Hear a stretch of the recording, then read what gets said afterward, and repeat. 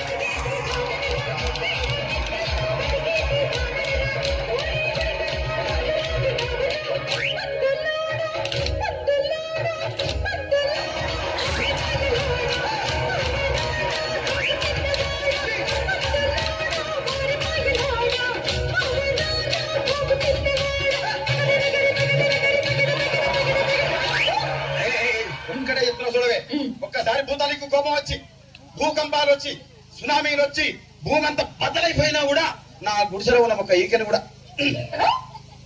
అందుకే నీ మేడలు, మిద్దెలు, అపార్ట్మెంట్లు, కాంప్లెక్స్లు, ఐమాక్స్లు, డూప్లెక్స్లు, డీప్లెక్స్లు అందించి నా గుడిసెలు పెట్టు. కానీ ఆ మాట మాత్రం ఆ మాటనే మాట మాటకు మాటికి